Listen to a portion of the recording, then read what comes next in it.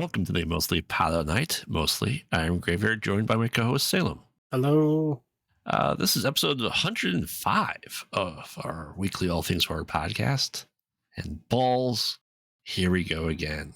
The Tall Man is back, and so are we with the, quote, final two movies of the Phantasm series. Will we be ravaged into oblivion, or can we finally get some rest without worrying about flying orbs? Short episode today. There's only two more movies. We're doing Phantasm 4 Oblivion that came out in 1998 and Phantasm Ravager, which came out in 2016.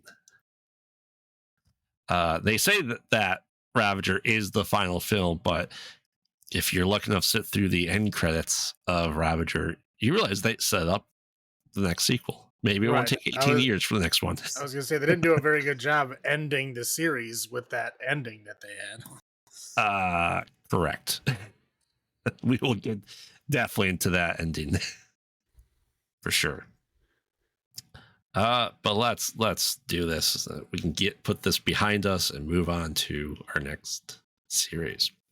All right, so I'll recap Phantasm 4, like I said, which came out in 1998. And as usual, we pick off where the last one ended, with Reggie being held to the wall by, maybe 25 orbs, balls? I believe it was exactly 23. 23. And the Tall Man, coming out of his frozen state. And let's call this movie, we'll just say there's insert cut footage from Phantasm 1 into this movie. There's 20 minutes of it. It's insert cut footage from Phantasm 1 that has nothing to do with what they're describing, and then somehow hammer the round peg in the square hole and make it kind of sort of match up if you have an explanation to go with it, which is what they did. Yes, it's to say the least. But essentially, how Reggie gets out of that predicament from last time is Tall Man goes, "Yeah, it's not your time yet. But now we're in the end game essentially." So he goes, "Hey, you should go find Mike. That's what we want." So, essentially, Mike is trying to figure out, I just jump around because it's two different plot points. I'd say there's Mike's tale and Reggie's tale. Right. Yeah, basically we have the same in 5 as well, but yeah. Yeah. So essentially Mike is, like I said, trying to figure out if he's him or not. They can still kind of feel the orb that's in his head still kind of there, because that's what we found in number 3. Oh yeah, it's there. The wound that's on his head constantly keeps moving. Oh yes. And sometimes it has a lot of mustard, sometimes it's just a little line of mustard. It's all over the place, but he's still bleeding mustard, so he's at least physically whatever the Tall Man is. Right. So that's kind of what he's doing, and I'll get to, like I said, I'll kind of follow his path, and everything. He tries killing himself because one of the cut scenes from the first Phantasm is them tying the noose around the Tall Man, and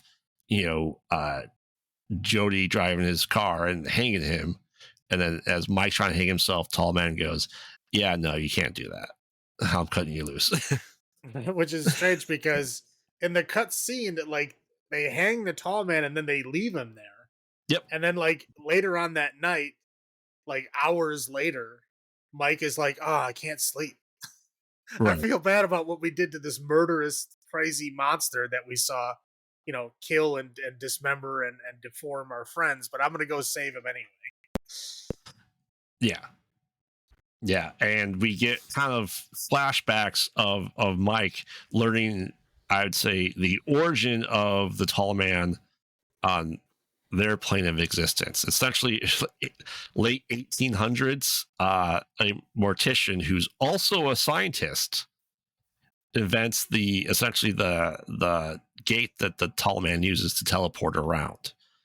And so Right. what's every good scientist do? And you create a gateway, go through it yourself. Right. I mean, anything else. yeah, for like going like, oh, maybe we'll finally figure out what the hell is going on. You don't know, you don't get any answers. Yeah. There's no. Yeah, He essentially. goes through as this like mild mannered Jebediah Morningstar or Morningside, Yeah. nice old man, and he immediately comes through like 10 seconds later as the tall man with a sphere in his hand. We don't get any information on how he got that way. No. If that is him, we don't know if that's him or if some other being took his form or something. We get zero information. Nothing. Correct. And so after all this stuff, Mike does develop telekinetic powers for some reason. And he starts, working on his car. You see him testing it on things, flicking things around, dropping a boulder on one of the slaves. The dwarves. You can just call them Dwarves. dwarves. I think dwarves are a safer word than slaves. Well, they say it's slave. I don't know what the hell they're supposed to be doing anyway, but they're just there. They're just there. So eventually through that, he's like built out his like engine to be able to house an orb and makes his own orb out of it for some particular reason. He also makes the car like a nuclear reactor. That's true too. Which comes into play later. Yeah. Oh yeah. So essentially then, he is there. So that kind of is that standpoint.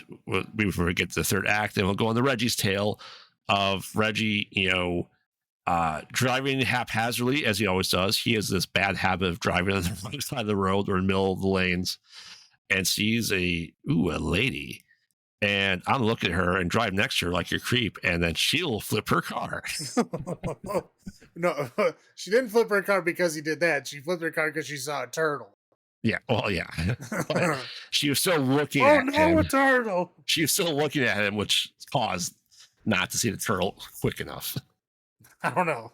Turtle, if you're traveling on a desert road, you're going very fast, and a turtle is not easy to see on a desert road. Yeah. That's fair. So anyway, Reggie's like, hey, let me give you a ride to the next town. She goes, okay. And they find just this hotel room, and it's run down and everything. Then all of a sudden, was that this one? No, they get there, and he's like, well, I've been driving for 16 hours, so I need to sleep. We're just gonna break in. I got a couple sleeping bags. We're just gonna sleep, and then in the morning I'll drive you somewhere where there's actually people. Yeah. And so so they go in there, and then the power still works, and the shower still works, and everything still works. So it's not like they're roughing it. No, and she's changing behind almost transparent curtain, and Reggie's like, yeah. But he's like, hey, we have all these amenities, right? And then I'll light the candle that I apparently have 50 candles on me now at all times. Well, they were there when they first walked in. Okay. But he starts having his roping dreams as normal. And lo and behold, you think Reggie would learn his lesson by now, that not to pick up strange women because they turn into either they get killed or they have orbs inside of them. And she has two inside of her. And yeah, so it kind of like drills into his hand a little bit. And now you're leaving out the best part here, sir. Boob orbs. Yeah, the two spheres are her breasts, and they drill their way out. Yes. But because Reggie was like seeing her breasts like wiggle and move around, he's like, that's weird. So he opens up her shirt, and the other two spheres that fly out. Yeah. Like I said, one pins in his arm, and then we get the new piece of lore that only exists for this movie, and that's tuning forks somehow disable the spheres.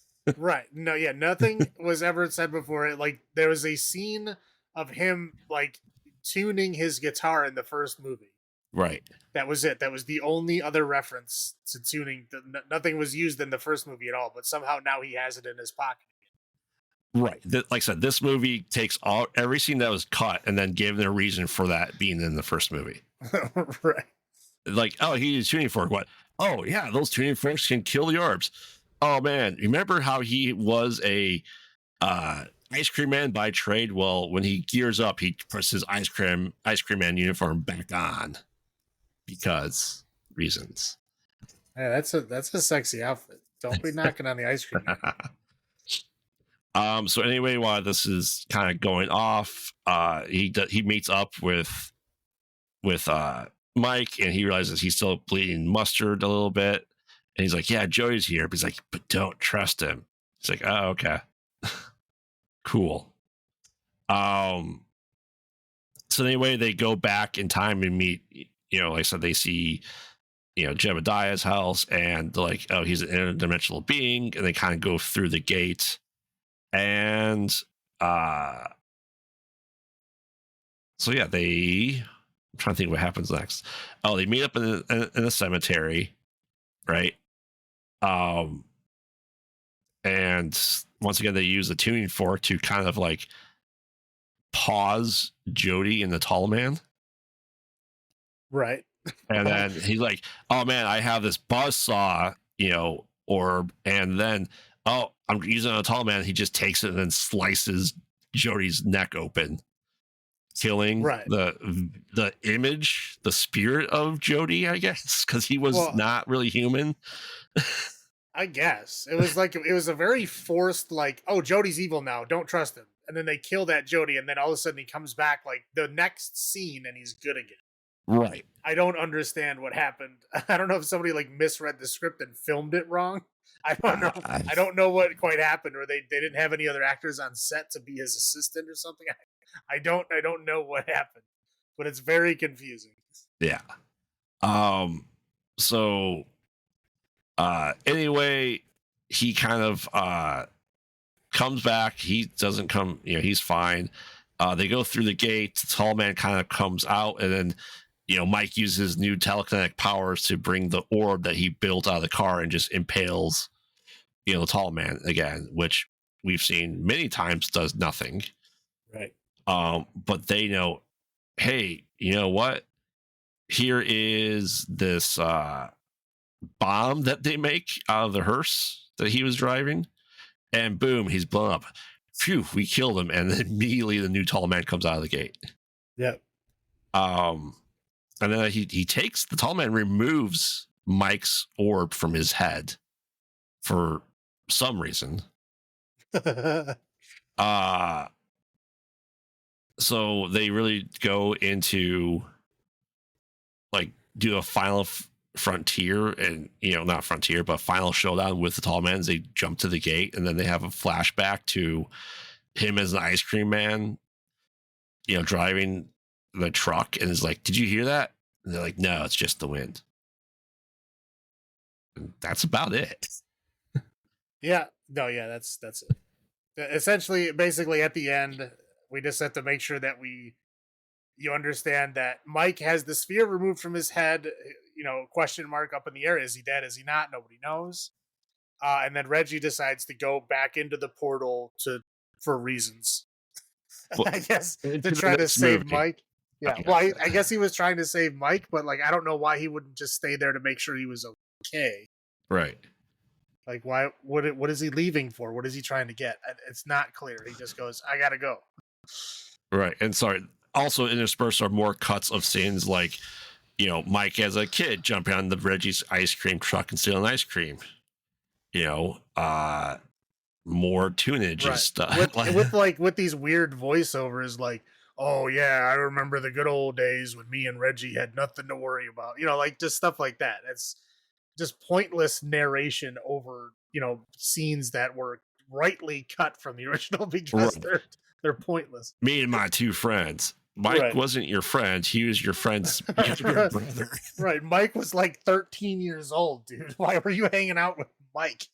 Also, you did have a second friend, and he died at the beginning of the first one. Right. Like you guys had a band together, remember? Yeah, but no. End of movie. I'll go into my first thoughts. I just remember thinking, once again, I don't remember much about this movie. Okay, so this movie, to be fair, nothing happens. No. Like, ultimately, nothing happens. I mean, literally, you could sum it up. Mike drives away in the hearse, ends up stuck in the desert. Yep. That's his whole story. That's what happens. Tall man takes the sphere out of his head. He passes out. That's his whole side of the film. Yes. Reggie takes the long way there. Has a sphere boobs, kind of story happening in the middle there, but then he shows up there too. That's it. Yep. That's the entire film. All the rest of the shit is just filler. And Jody was temporarily evil, then good. Okay. Right. It's like, yeah, I don't understand. It was like they just slapped together everything they like had thought of before but cut out, and they just like slapped it in there, and they didn't have anywhere to go, so they just like, I guess we'll stick in the desert. It's cutscenes, the movie. Right. And then it's like, hey, let's show the tall man was an old man before. Okay. Are we going to show like how he got that way? Nope. Straight young man, you have strange clothes. I've been waiting for someone like you. Really? Oh, what's going on there? And then like nothing really. Yeah. And then Mike goes, oh shit. And he just jumps right back through the portal. Done. Nothing else. Yeah. It's so bizarre. I'd say it convolutes the lore even more. Yeah. It doesn't make any sense because again, we still don't get an answer. What the tall man is. Where is he from? Demon? Is he an interdimensional being? Is he an alien? Right. Like, what is his goal? What is he doing with all these dwarves? You're like, right. We still don't get any information. Final movie in the series, you haven't even answered question 1 yet. Correct. Yeah. Cool. He was an old man who opened a gateway. And then tall man. Yeah, and then tall man. It's like, okay. Again, did he become the tall man over time, like for a reason? Did some other entity take over his body? Like what? Like we know that there's multiple of him. Right. So like how does that happen?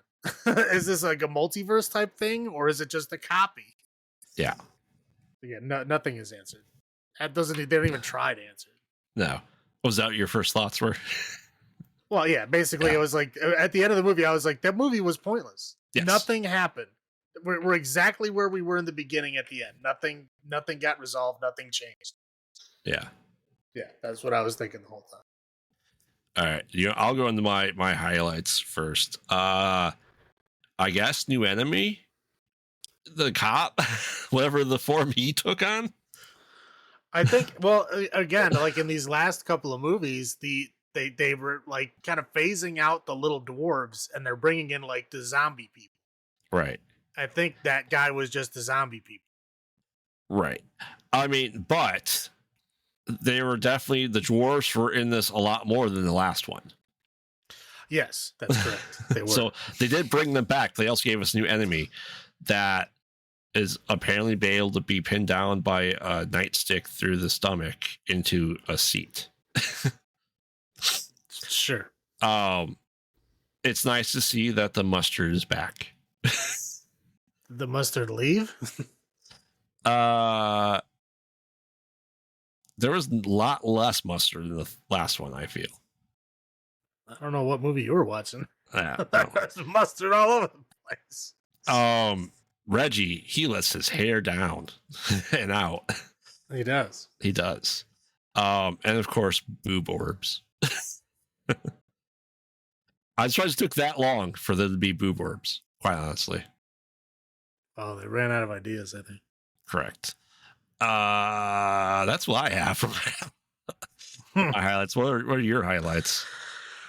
Again, it was like they started giving the tall man like some dialogue, some like possibly motivations, and then nope.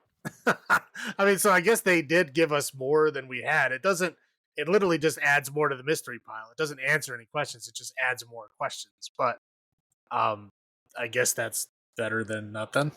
Right. Yeah, I have the breast spheres as well. I felt bad for the girl because she literally shows up in the scene like she's gonna be Reggie, because Reggie always has like some hitchhiker lady partner. Correct. He always has his horn dog moment. Right. But she ends up like making it to the end of the film at least. And this movie, she lasts like 5 minutes. Yeah. Like not even. Right. But anyway, and then we get that, and then yep, she's just gone. The rest of those, she just nope. That was it. Cut it out. Reggie's alone.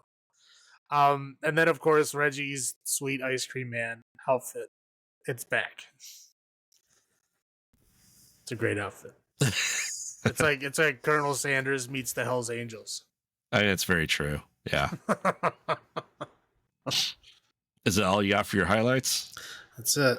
You want to roll into your low points? Because I think our low points are much bigger this week. Okay, yeah. So these fucking clip show intros, dude.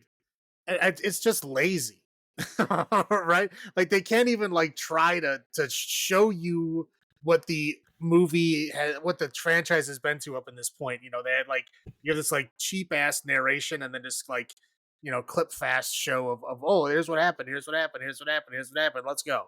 It's very sloppy. It's very crappy. Just not good.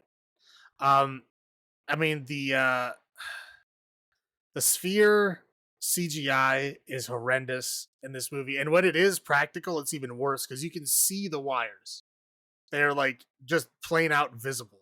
They're just like when Reggie's being held up against the wall, you can clearly see all 25 wires holding all of those balls up.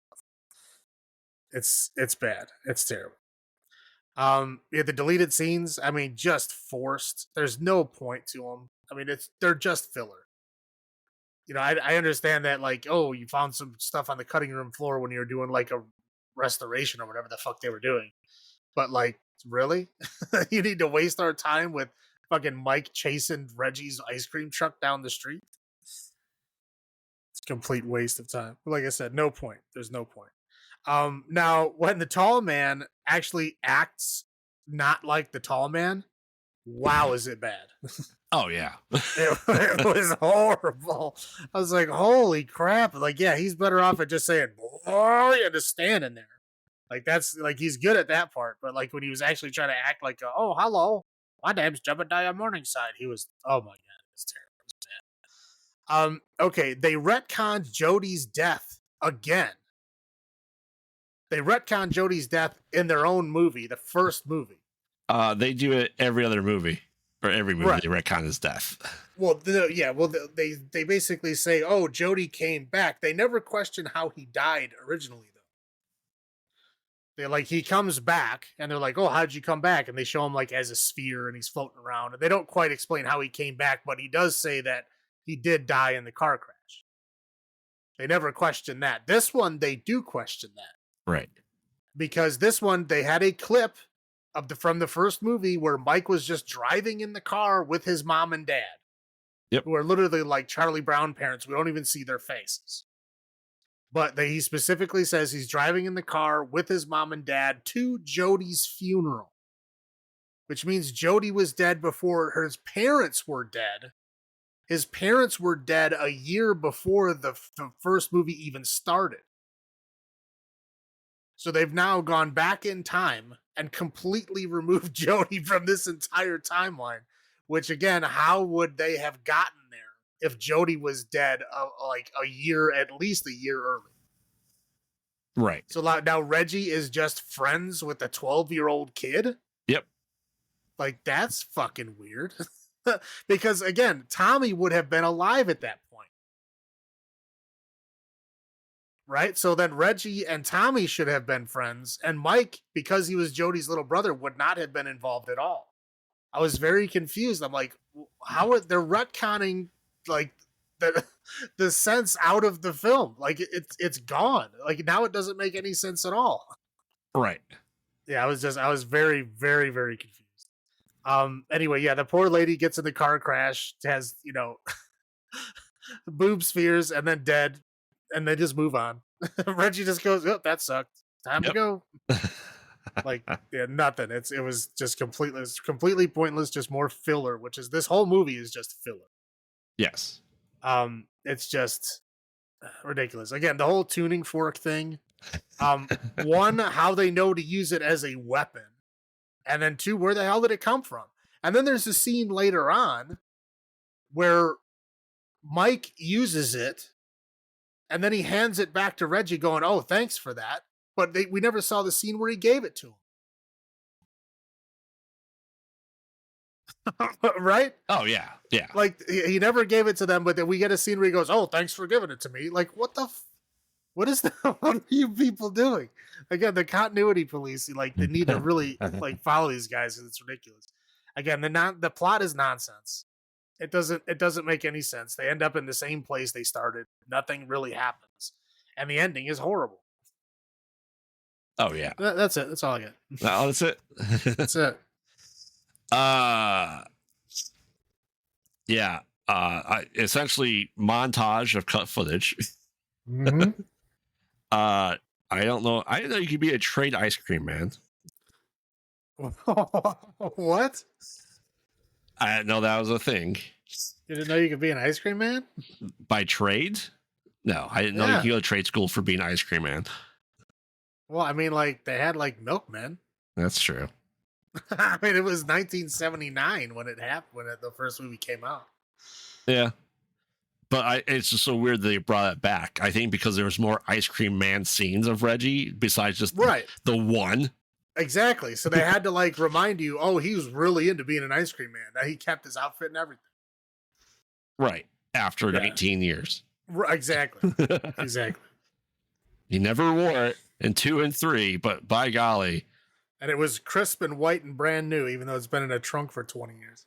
Right. Which is he has a trunk of ever holding. He always has whatever he needs in that trunk. Of course. I mean, the weapons that are in the trunk change all the time too. Oh yeah, for sure. It was weird using the Dutch angles in this movie. You know what I mean? Just that 45-degree angle was weird. Yes, Reggie's had one-liners, but he really seems like he is trying to be Ash Williams with his one-liners now. Remember, if we continue our thread of watching movies between Phantasms and other movies he's trying to emulate, he's really trying to gear him up to be the Ash Williams of the Phantasm universe with, like, you know, blowing up the cop car. He puts the flare into the, he goes, "Blow me." You know what I mean? Sure. Why does Mike have telekinetic powers now? I don't know. He's got a sphere in his head. Sure. We don't get any explanations in this franchise at all. Yeah. Let's see here. I can't even read that. Yeah, the orbs suck. I'm like, is this new lore, or is this just muddling of the timeline and ideas that anyone might have any idea knowing what the fuck is going on in this franchise? No, like I said, it's like it looks like they're gonna start answering questions, and really all they do is add a bunch more questions to the question pile. They don't answer anything. They just add more questions and more like what the fuck is going on lines. That's it. Yeah, that's all they do. It's like they didn't answer anything. Right. I also put, like, Mike died in the car crash, or Jody died in the car crash. I go, what? I don't even, like, make up your mind, franchise. Either he did or he didn't. Yeah. No, again, in which car crash? Right. I was saying, like, in this one, they retconned it so that he died before the first movie even started, like at least a year before. Right. But the end of the first movie, you know, Reggie thought he died in the car crash that just happened. Right. Well, again, that's what's weird is at the end of the first movie, we don't know how much time has passed. Yeah. Between the end of the film and when that conversation, that fireside chat with Reggie happens. Right. But we do know that somehow Reggie has been mind wiped. Right. And doesn't remember anything. Yeah. Reggie has sporadic amnesia. Which and only in the first two movies. Oh, maybe in the fifth one. Well, the fifth one is different. Dementia. That's not amnesia. Yeah. Why would the tall man leave Reggie alive? Why does he leave Mike alive? Why Right. does he leave any of them alive? He Right. never explains what he's doing. He's like, I have you surrounded by orbs, but not yet. See ya. Yeah, but I won't kill you yet. Later. I underlined, what was the point of Reggie in this movie? Like I said, they needed to have them have two separate storylines because if they did one storyline, they would be like 45 minutes long. Yeah. So they had to have separate storylines of them doing equally pointless shit. Yeah. And my last note was alien, dimensional being, scientist? I don't know. No one knows. I don't know because it's seemingly established, at least in one of the first three, that he's an alien. Then he became a transdimensional being. Right. And then they insinuated that, oh, he was a man once. And something happened to make him this way. That's literally like what they say. They don't say what it is or what that means in any way. That's just what they say. It's like, yeah, they retcon themselves constantly in this franchise. But then he was a mortician that was creating like electricity by turning 3 years once in the 1860s. I don't know. No one knows. I know he's a scientist. He has a human skull, a cow skull, and some butterflies. And he has beakers that have modern graduation on the side of them. Yes. I was like looking at it like they did not have graduated cylinders in the 1800s. Well, they also had wireless electricity because that gateway was powered by nothing other than turning the gears next to it. Well, back in those days, well, I wouldn't say it was 1860. I'd say it was like late 1800s, early 1900s, because Tesla supposedly had made wireless electricity, but he wouldn't tell anybody how he did it. I looked at the official plot line. It's 1860. That's stupid. Yeah. Well, somebody didn't read their history is basically all it is. They didn't understand when like electricity was really made. Correct. Yeah, there was this. They let's call it this movie what it is. They put the franchise into Oblivion, and that's why it's called Oblivion. Yeah, those are my low points. I thought it was just downhill quickly. Maybe not enough good horror movies came out between 1994 and 1998 for them to rip. There wasn't. I don't think there was. That's true. There really wasn't. There wasn't a whole lot there. So we're gonna keep Murderous Dwarfs as our out of, as it's the same franchise. So, how many Murderous Dwarfs out of 10 do you give this? I mean, this is rough, right? I mean, this one is definitely worse than 2 and 3. Your low one for 2 was 4.5. Right. So, I mean, this one is significantly worse. I'm going to give it a 2. A 2. It's going to get a 2 Murderous Dwarfs out of 10. Yeah, I will give it. I will go with 3. About the same lower stuff for me because, yeah, this was not good. At this point in time, we already had like Scream 1 and 2 out, and then we came out with Phantasm 4, and just like, yeah, that franchise should have been long dead. Right? Yeah. Wah wah. Yeah. All right. Well, why don't you take us through Phantasm Ravager from 2016? Okay. Now, this one is, I think, even more convoluted than the fourth one. At least they try to like put it in kind of like an artistic modern bent to it, kind of, sort of. And that, well, I guess we should clarify, there is a different director for this film. The first 4 were done by the same dude, written and directed by the same guy. This one, that same guy did co-write it, but the guy who directed it also co-wrote it with him. So it's not purely his. Right. Which is why I think there's a bit more kind of filmmaking logic to this. The other ones really kind of gave up on that. So anyway, so I'm going to kind of try to simplify this because it goes all over the place. So essentially what we're going to do is there's kind of 3 different Reggie timelines. Yeah. One of them ends halfway through and becomes another one.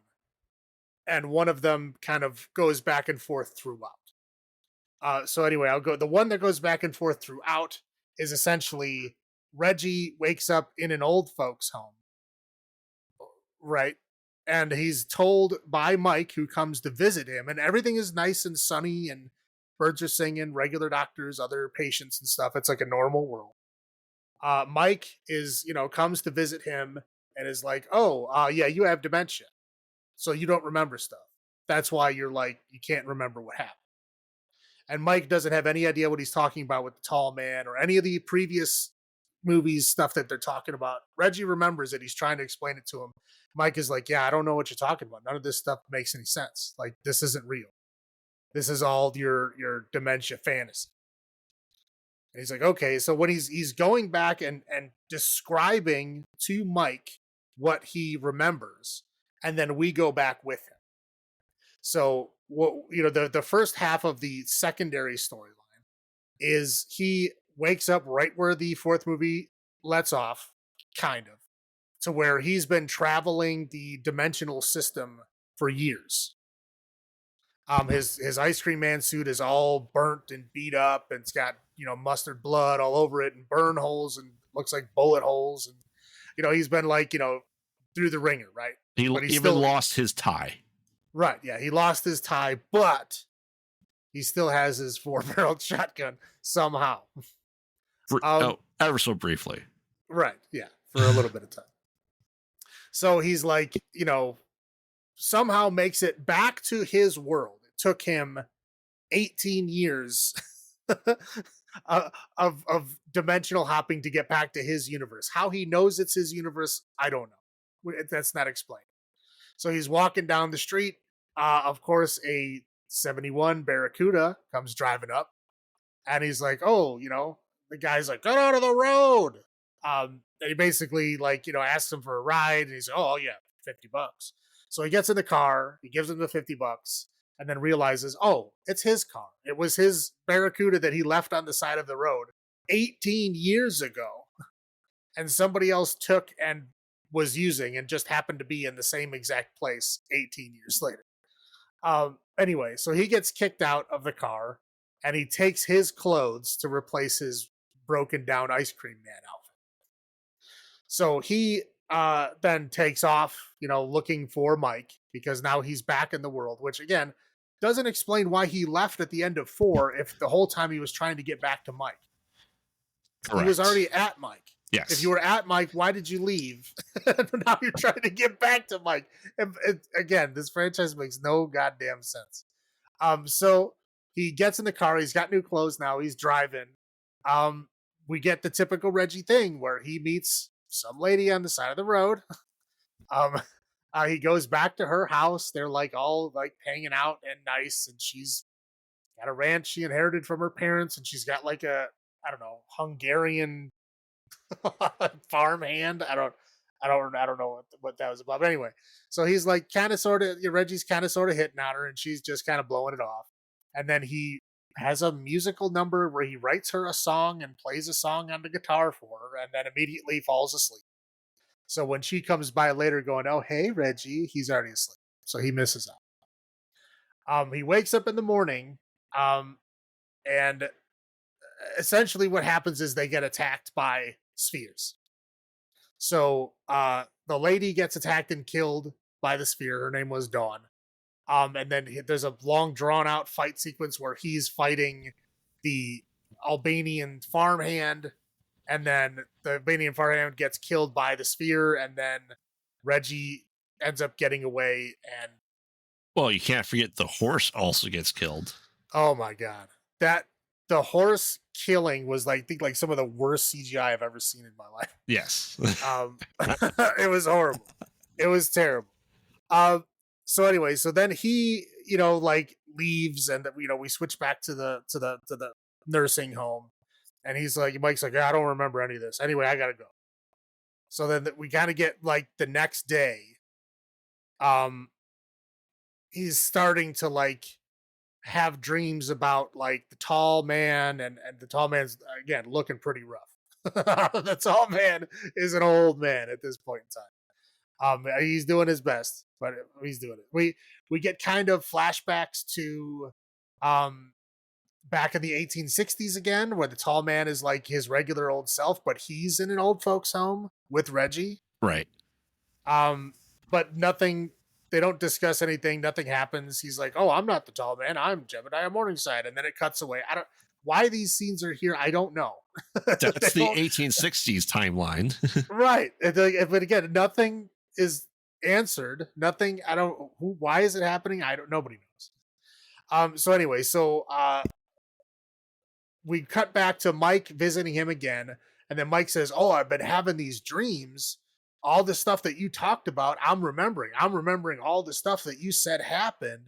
Now I'm remembering it all. Like, you were right this whole time."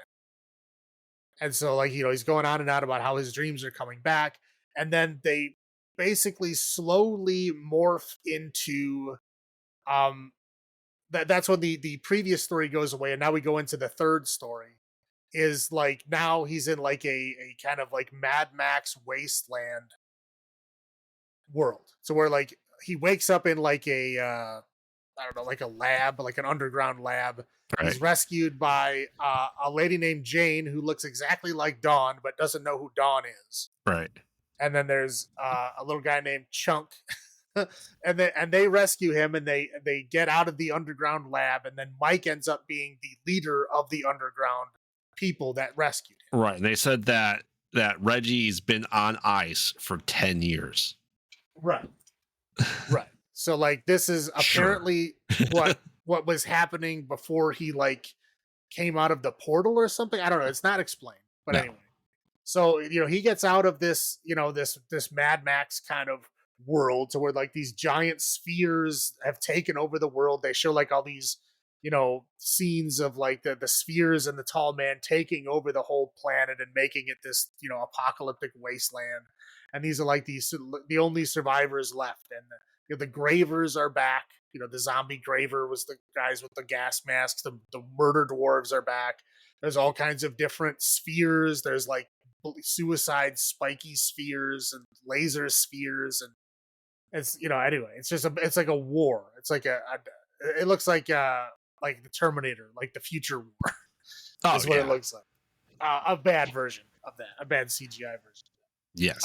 So anyway, there's scenes where they're cutting back and forth between Reggie being in the old folks home and then him possibly misinterpreting what's happening and putting it in the Wasteland universe. But Mike has now remembered everything, and Mike is now helping him in that other world. Again, what is really happening? No one knows. No one knows what's going on. Anyway, so the tall man ends up kidnapping the Jane character.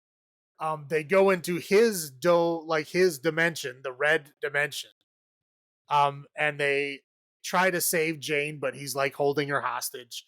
Chunk was pretending to be one of the murder dwarves, and he then suicide bombs the tall man after he kills Jane. And then there's a long sequence where Reggie and Mike like escape, and then like they meet up with Jody, who's driving the Cuda, but now it's got like Gatling guns and Mad Max armor on it. And they kind of drive off into the sunset, like the three friends together again. Right. And then basically they're cutting back and forth to the three friends driving off again to Reggie dying in a hospital bed. Yep. With Jody and Mike standing there by his side, basically holding his hands while he's dying. We don't know which one of these is real. We don't know what is happening at all. But then the movie essentially just ends with them driving off into the sunset, and he dies in the hospital. But then we get some credits, and then we get a mid-credits scene where Chunk somehow survived his suicide bombing. Only missing in the hand. Not even a hand. It was just fingers on the hand. Oh. Like the hand was still a meat slab. Yeah. But I mean, he did say he lost his hand, but obviously it was still there. Just whatever. And then we get Roxy comes back, who was she's from the third one. Rocky, sorry. I thought she was the second one. She might have been the same. I honestly don't remember. She was in one of the other ones. Yeah. She was in one of the other ones. We talked about her before. She comes back and she was, apparently part of the resistance movement the whole time. Her and Chunk go to the rendezvous point, and of course they meet up with Reggie, Jody, and Mike that are in the Mad Max CUDA, and they all jump in the CUDA, and then they all go off with Reggie very much alive. With Reggie very much alive, yes. Yeah. So at that point, I'm assuming that we're supposed to believe that is real because they showed him dead in the hospital. Oh yeah, he was dead. Right, and if there's still stuff going on, I guess we're supposed to believe that is the real story. I don't know. For being, again, like we said, for being the final film in the series, they really left it wide open for another one to happen. I'll get into that here that I have about this movie. Right. So yeah, I mean that's basically it. I'm sure there's stuff I missed in there, but it's not worth going over. Did I miss anything important? Oh, I mean, he loses his 4-chamber shotgun for like most of the movie. It's not even. But he has trunk. A lot more. But he has a lot more like better weapons. Right. Also nunchucks now. Yeah, and he has foreshadow Rocky coming back. And the funny part was, all of those fucking weapons he put in that bag that he was carrying around with him the entire time, he only ever used one gun. Right? That, like, MAC-10 that was supposed to look all menacing, but it's just a MAC-10 with a bunch of shit all over it. Yes. He used that the entire time, and he had that whole bag of weapons. But the funny thing is, if you were watching the credits, where they had, like, the red, like, movie behind the credits, he uses all the rest of those weapons in the credits. Yeah. He uses the nunchucks. He uses the sword. He uses all the other guns that are in there. I don't know. I was like, why isn't this in the movie? Like, he just drags around this bag of weapons that he never uses. But in the credits, he is. It's very confusing. Yeah. so that's it. So, I mean, first impressions is essentially the same as the fourth one. Like, what the fuck is going on? At least this one kind of sort of advances forward. But it's still, we don't get any answers. So for being the final film in the series, they should answer something. And they don't answer any. I would agree. So what do you got? First impressions is somebody saw Fury Road. And the seemingly return of the Phantasm franchise.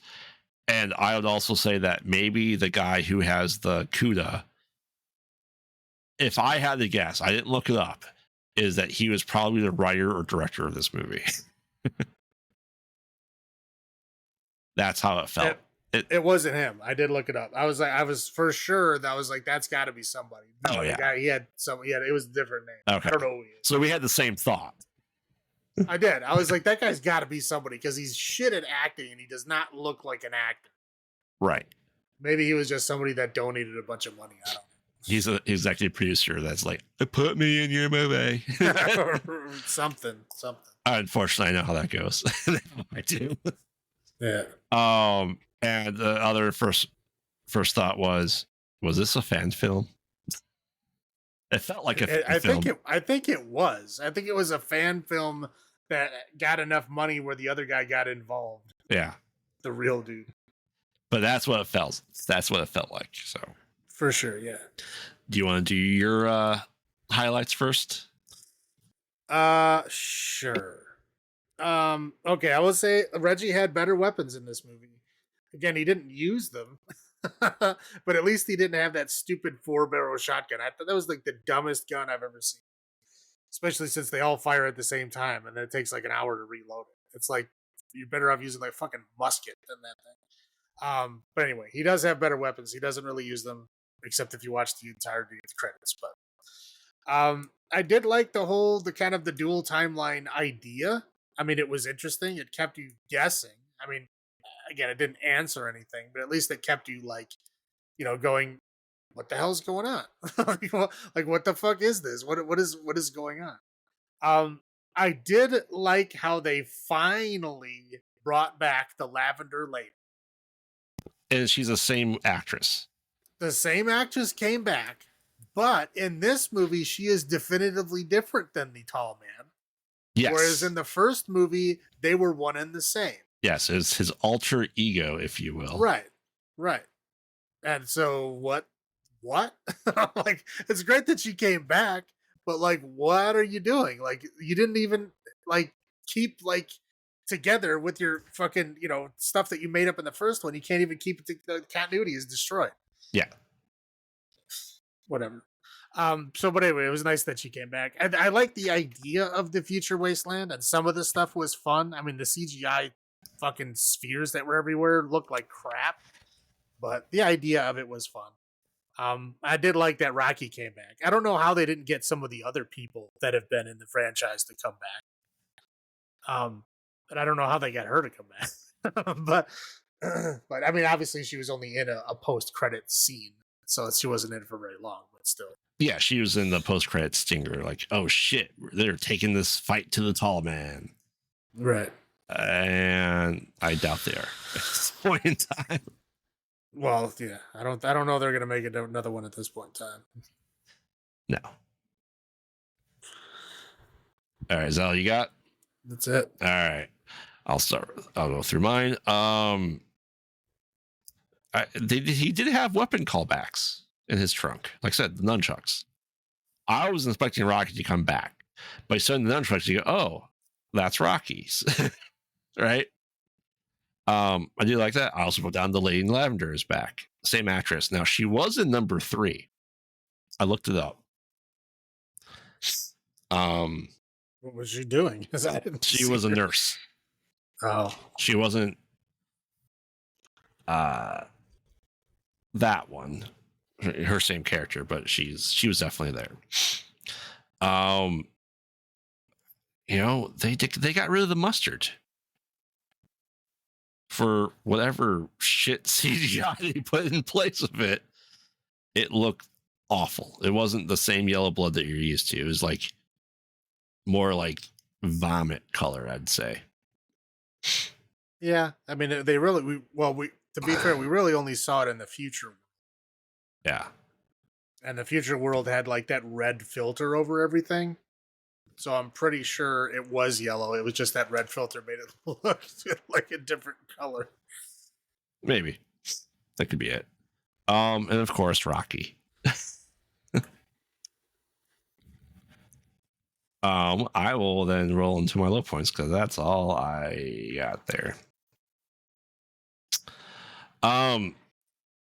So, yeah, as I said, fan film. He really lost his shotgun until the very end. Like, he found like a bag to put it in, and then that bag went away with his shotgun. Well, that was the bag that he was carrying around with all the other guns in it. Yeah. But then somehow, like Ghost Mike gave it to him later. Right. Did they forget the last movie happened? It feels like they did.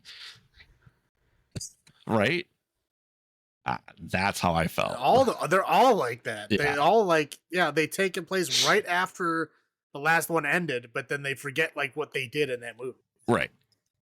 Yeah. No one ever watched the previous movies that they were doing. No. So that's all. Even though it's the same guy. Right. Just awful CGI. Like, you expected the 90s one to be the worst one for CGI. No. This one is. In 2016. Sure. Like I said, it tries to be smart. I think the illusion that they're trying to hint at when Mike was in this, let's say, darkest timeline for Reggie, where he's the dementia patient, is he's talking about like, I have a book about alternate universes that they're collapsing on themselves, and you can exist in multiple places across different dimensional planes. And my guess is that's what the movie was trying to say. that all these things were just different outcomes from different events. That there was just different universes, and he was somehow able to skip through those bodies of the universe, of the multiverse. You know what I mean? I think that's what it's trying to do, but really bad. I get. Well, again, I think the confusing part there is that it's not definitively told when he's not remembering it and when he's living it in the same timeline. Right.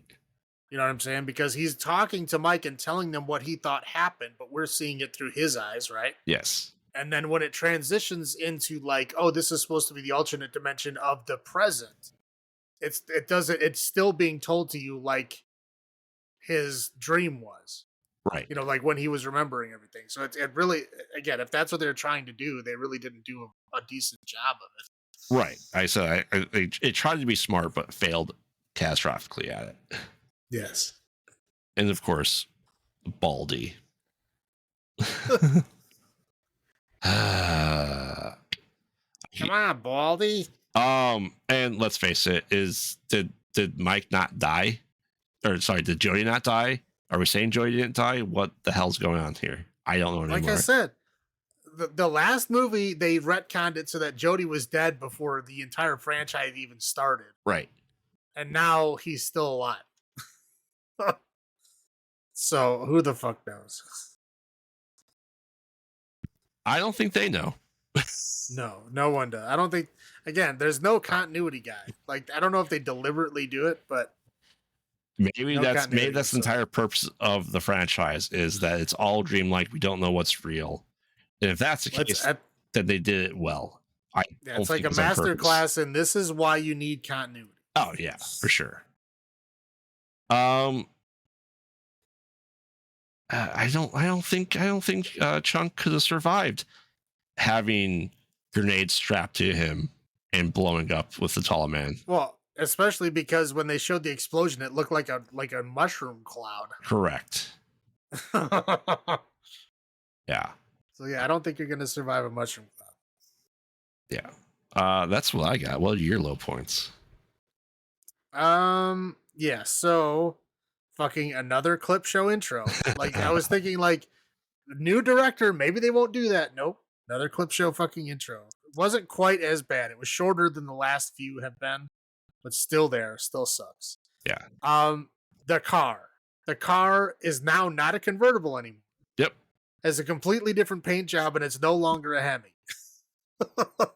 Even though that was explicitly said many times in the earlier films. The car just morphs. On his Hemi. Yeah. Yeah. Again, the car just morphs different forms. It's ridiculous. The musical number that Reggie sings, completely unnecessary. No, thank you. Please don't do that again. Well, do you know why he sings in the movie now? I don't care. He wrote songs for the last one and this one. That's great. It's great, Reggie. That's awesome. There you go. The Sphere CGI, it's horrible. I know you said that. I'm doubling down on that. Dawn was brought in and then killed and then brought back as not the same character and then immediately killed again. So I felt like, what are you doing to these women? Like, why did they come in, die immediately? Like, why can't they survive to the end? I don't understand it. See, they don't know what fridging is. Apparently. The women are there to be Reggie's ogling and to die. Yeah, his reason to live and his reason for revenge, I guess. Yep. Yeah, that horse blood. Holy shit, dude. It just looked like the horse fell over and it looked like a bunch of Kool-Aid spilled on the ground. But like the Kool-Aid didn't even move the dirt. Like the dirt stayed exactly where it was. And just like Kool-Aid stain went over the film. That's it. That's all it was. That was the blood, quote unquote, squirting and splashing on the ground. But just like Kool-Aid stain on the film. Like nothing actually happened in real life. It was so bad. But anyway, yeah, the tall man was looking rough. He died very shortly after this, I know, but he was not looking He was 90. Yeah, it's not looking good. I felt bad for him. I know they had that scene of him laying down simply because that was probably the only way he could like really act. Because he looked like he was struggling to stand up. Yes. And yeah, and again, it's just the rant that we've been going on about the fucking tall man. Like, how could they not answer like the basic fucking question? Who is the tall man and what is he doing? That was the question from the first film. We have never gotten answers. We've gotten more complications, more shit, more questions added to the pile, but no answers at all. It's annoying, and the ending was stupid. That's all I got. Oh, that's it. That's it. All right. So the question is, I will go first. How many merged dwarves out of 10? I thought this movie was worse than the last one. I will go down to 1.5 merged dwarfs out of 10. How about you? I thought this movie was better than the last one. It's better put together. Like I said, it's the fourth one was pointless because it didn't do anything. It didn't take you anywhere. You started in the same place that you finished, and it was just completely pointless. It was just a circle jerk trying to insert like cut fucking footage for no reason. This one at least kept going with new original things. Yeah, they were stupid original things, but at least they kept doing that. I thought the dual timelines and the try to explain to you what like alternate dimensions are should have been how they explained to you who the tall man was, or at least how he got where he is. But they didn't do that at all. But the ideas were there, and I thought it was better made than the fourth one. I mean, it's still not a good movie, but I thought it was better than the fourth one was. So um, I'll give it a 2.75. 2.75. Yes. All right. Well, we know that we will be sponsoring the first Phantasm here in about 2 months. And we will be talking about this as well on our other show we do. But anything else to add about the Phantasm series before we hopefully put it behind us forever? Don't do it. Don't do it. Don't do it. All right. All right. Well, now we are entering the dog days of summer with this August heat. And what better way to celebrate than to visit Texas? Should we be careful and pick up any hitchhikers and not trust any roadside barbecue? Wait, do I hear a chainsaw revving in the distance? We better run to the nearest house and help Grandpa eat his supper. So join us as we visit the Texas Chainsaw Massacre. We are finally getting to it. It is the perfect season, and I think going to be a pretty good palate cleanser for us after these past two. What do you think? I mean, some of them aren't great, so don't expect bangers for every single one. But I will say it is definitely a better franchise than Phantasm for sure. Yes. So remember, we watch bad movies, so you don't have to. And this has been Graveyard saying, have you checked on the children? Mrs. Salem saying, long live the new flesh. Good night.